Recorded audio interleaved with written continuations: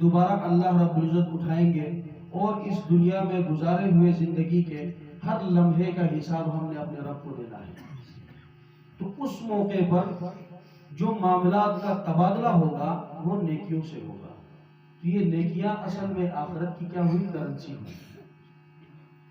قبر میں جانے کے بعد اگر کوئی باہر سے کروڑ روپے دے کر آئے، قرآن میں اللہ رب العزت فرماتے ہیں جس کا مفہوم ہے کہ زمین میں جتنا سونا ہے اس کے خزانوں کو لا کر دیں گے پھر بھی فدیہ ادا نہیں ہوگا. جو معاملات یہاں پہ ہو گئے وہاں پر نیکیوں کی صورت میں تبادلہ ہوگا.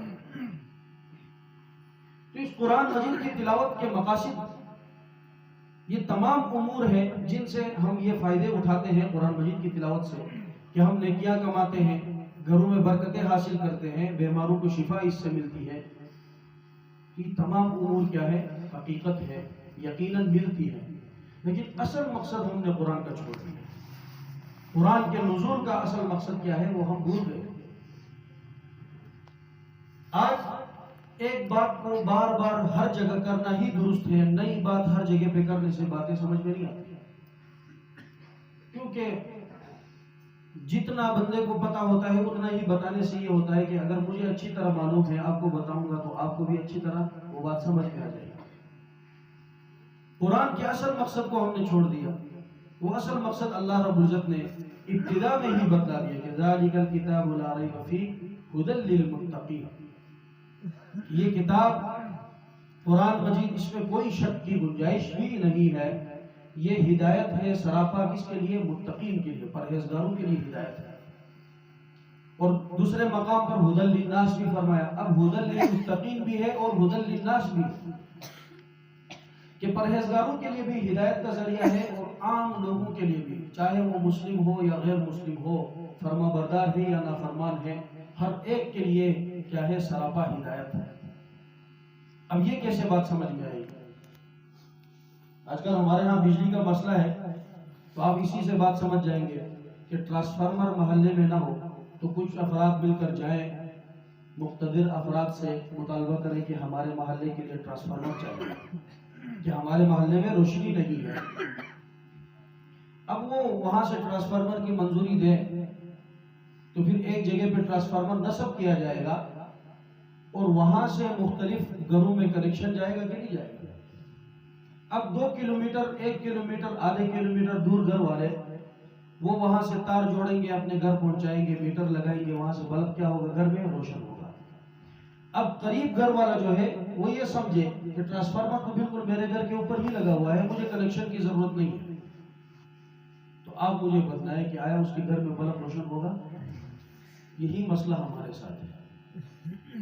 ہم نے قرآن مجید کو تختوں میں سجایا، ہم نے بیماریوں کے وقت قرآن مجید کی تلاوت سے شفا حاصل کی، ہم نے مصیبتوں میں پھنس گئے تو سورہ یاسین کی تلاوت کروائی، ہمارے مقاصد حل ہو گئے. اس کے بعد ہم نے قرآن مجید کو اصل مقصد سے ہٹا کر پورا سال قرآن مجید پہ کیا چڑھ جاتا ہے؟ دھول چڑھ جاتا ہے، رکھ دیا. تلاوت سے ہم محروم رہے. ضابطے اللہ رب العزت نے قرآن مجید میں بیان کیے. یاد رکھنا یہ باتیں کرنے کا مقصد بھی یہی ہے. قرآن مجید میں اللہ رب العزت نے بعض جگہوں پر واضح طور پر مقاصد بیان کر دیے. انسان کے دنیا میں آنے کا مقصد کیا ہے وہ بھی آپ علماء کرام سے سنتے رہتے ہیں کہ خلیفۃ اللہ فی الارض ہے. ہم جو ہیں اللہ کے خلیفہ ہیں زمین پر، کہ اللہ کے حکموں کو، اللہ کے بتائے ہوئے طریقوں پر ہم زمین پر نافذ کرنے والے ہیں. اس لیے اللہ نے ہمیں بھیجا ہے. تو آج ہم اس مقصد کو بھول گئے. حالانکہ ہم نے وعدہ تو کیا ہوا ہے، وعدہ الست بربکم کہا تو ہم سب نے مل کر کیا کہا کہ قالوا بلا، کیوں نہیں، آپ ہی ہمارے رب ہیں. پھر اس قرآن مجید میں اللہ رب العزت نے انسان کے لیے بے شمار نعمتوں کا ذکر کیا، بے شمار نعمتوں کا ذکر کیا. یہ چاند، سورج، ہوائیں، سمندر، پانی، سبزے جتنے بھی ہیں یہ کس کے لیے؟ ہمارے لیے.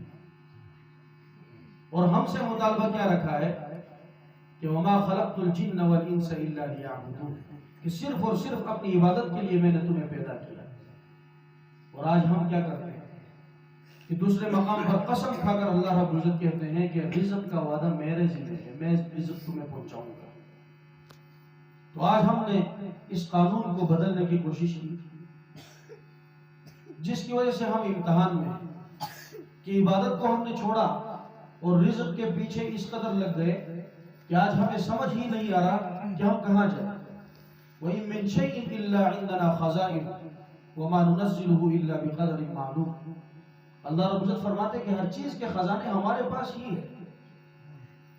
وَمَنْ أَعْرَضَ عَنْ ذِكْرِي فَإِنَّ لَهُ مَعِيشَةً ضَنكًا۔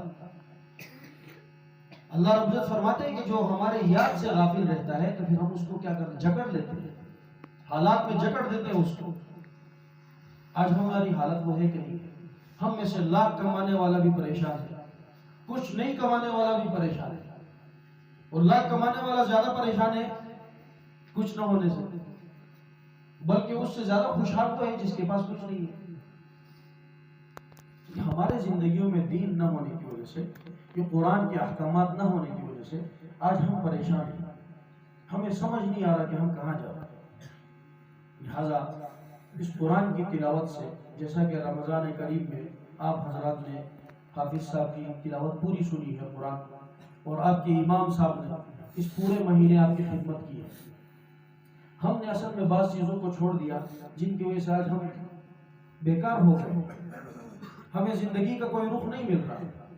مسجد کو ہم نے چھوڑ دیا ہے، مسجد کو ہم نے صرف اور صرف نماز کے لیے استعمال کیا۔ یہاں باہر سے آئے، ادھر ہم مسلمان، جو ہی یہاں سے باہر نکلیں گے ہماری مسلمانیت نہیں، ہمسائے کا حقوق ہے، بیوی کا حقوق ہے، خاوند کا حقوق ہے، اولاد کے حقوق ہیں، وہ تمام کے تمام ہم روند کر چلے جاتے ہیں۔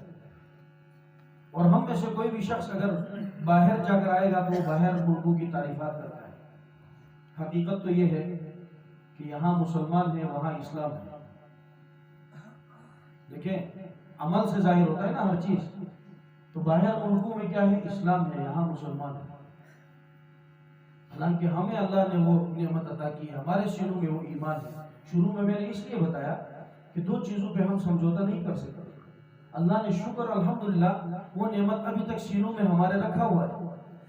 کل بھی میں نے بتایا کہ اس وقت جو بزرگ یہاں موجود ہیں، ان کو لٹا کر ان کے گردنوں پر چھری رکھی جائے تو یہ عقیدہ بدلنے کو تیار نہیں ہے، یہ ذبح ہو جائیں گے۔ لیکن آج کل ہم جو نوجوان ہیں، ان کے عقیدوں کو بدلنے کی ہمیں غیر کو کوئی محنت کی ضرورت نہیں ہے۔ غیر ہمارے عقیدوں پر حملہ کر رہا ہے، ہمارے اکثر نوجوان بدعقیدہ ہے کہ نہیں ہے؟ کس وجہ سے ہے؟ مسجد کو چھوڑ دیا۔ مسجد میں امام مستند ہوتا ہے، آپ کے پاس آپ کے محلے کا ہوتا ہے، آپ اس امام کو استعمال کریں۔ امام کو کیسے استعمال کریں؟ نوجوان ملے، بڑے لکھے نوجوان ساتھی 5-10 جمع ہو اور امام صاحب کے پاس آئے کہ ہمیں ترجمے سے کچھ بتا دیں، قرآن پاک کی درس کی ترتیب بن جائے، تو درس قرآن کی ترتیب بن جائے۔ تو آہستہ آہستہ ہوتے ہوتے ایک وقت آئے گا کہ قرآن اتنا سمجھ میں تو آ جائے گا کہ آگے امام صاحب تلاوت کر رہے ہوں گے، پیچھے مقتدی کو یہ تو سمجھ میں آئے کہ یہ نماز کا حکم بیان ہو رہا ہے، یہ سود کی حرمت کا بیان ہو رہا ہے، یہ بیوی کے حقوق بیان ہو رہے ہیں، یہ کسی کے گھر میں داخل ہونے کے حقوق بیان ہو رہے ہیں۔ اور یاد رکھنا، یہ تمام حقوق قرآن میں بیان ہو رہے ہیں، قرآن نے بیان کیے یہ تمام حقوق، ایک ایک کر کے بیان کیا۔ نظروں کی حفاظت کا حکم قرآن میں موجود ہے، مردوں کو بھی عورتوں کو بھی۔ آج ہم نہیں سمجھتے، ہمارے نظریں ہمارے قابو میں نہیں، ہمارے دل ہمارے قابو میں نہیں، ہمارے اعضاء ہمارے قابو میں نہیں ہے۔ تو پھر ضابطہ اللہ کا یہ ہے کہ جب اللہ کے حکم توڑے جاتے ہیں تو قانون انسانوں کے سپرد کر دیا۔ تو آج قانون کتنے ہیں ہمارے ہاں؟ اللہ نے تو 2 قانون بتا دیے، شروع میں نے بتا دیا کہ تم میری عبادت کرو، رزق دینے والا میں ہوں، تمہیں رزق دوں گا، یہی قانون ہے۔ تم نے میری بندگی کرنی ہے، اقیموا الصلاۃ وآتوا الزکاۃ، نماز پڑھو، زکوٰۃ ادا کرتے رہو، رزق میں تمہیں دوں گا، تم نے میری عبادت کرنی ہے۔ ہم نے جب ضابطہ بدلا تو قانون ہمارے سپرد ہوا۔ تو آج قانون جب ہمارے سپرد ہے تو یہاں پر بیٹھے ہوئے اگر نوجوانوں کو کھڑا کیا جائے تو محلے داری کے قانون، کھیتوں کے قانون، نالیوں کے قانون، سڑکوں کے قانون، گاڑی چلانے کے قانون کسی ایک کو بھی پتہ نہیں۔ اتنے قانون اس انسان نے خود اپنے لیے بنوائے، بے ضابطگیوں کی وجہ سے، معاشرت نہ سیکھنے کی وجہ سے، اخلاقیات نہ سیکھنے کی وجہ سے، آداب نہ سیکھنے کی وجہ سے۔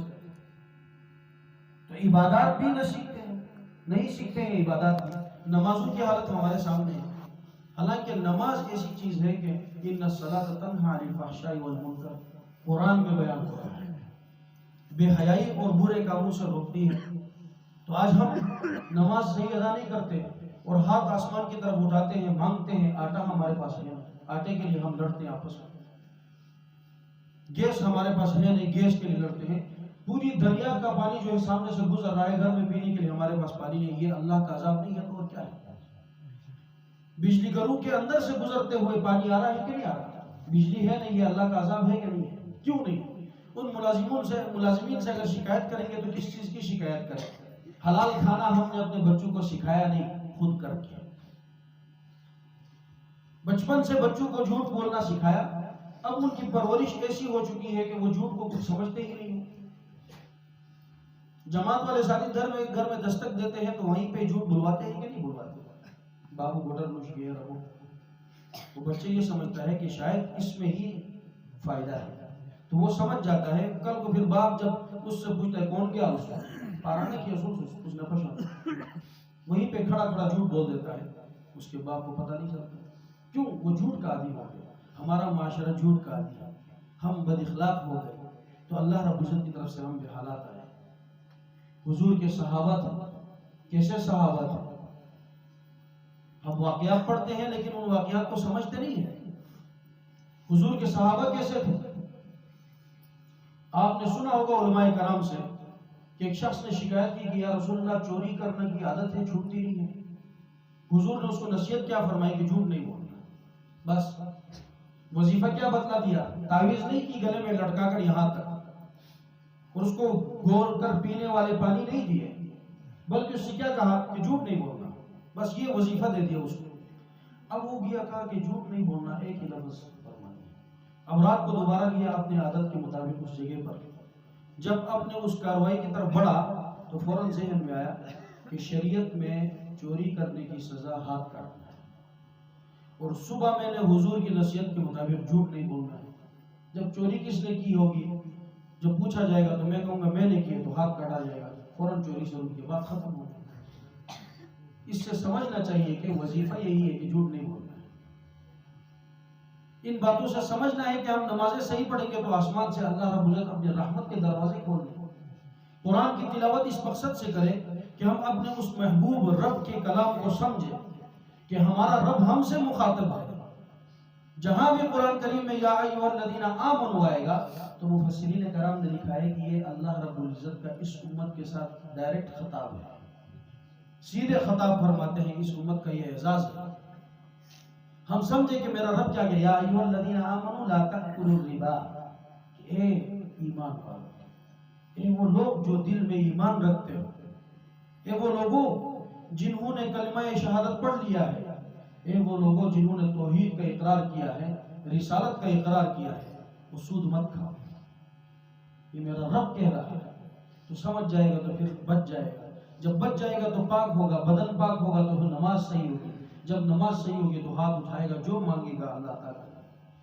کوشش کریں گے سارے ساتھی انشاءاللہ۔ تو آخر میں یہ گزارش ہے کہ ہمارے یہاں آپ نے دیکھا کہ آپ کے قریب ہی مسجد ہے، وہاں سے بچے نے حفظ مکمل کیا، آپ کے محلے کا بچہ ہے، تو یہ تمام چیزیں ایسے ہی نہیں ہوتی، شروع میں بتایا کہ یہ علاقے والوں کے تعاون سے ہوتا ہے۔ اب میں اور قاری صاحب اس مسجد میں وہاں پہ درسگاہ چلاتے ہیں تو میں امامت کرتا ہوں، قاری صاحب میرے ساتھ معاون ہیں، وہاں پر ساتھ دونوں ایک درسگاہ میں بیٹھتے ہیں، دونوں ہی محنت کرتے ہیں۔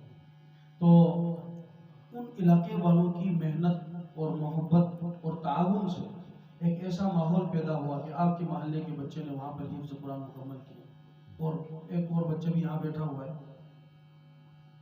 تو انہوں نے تقریباً 8-9 پارے میں پہنچ چکا ہے۔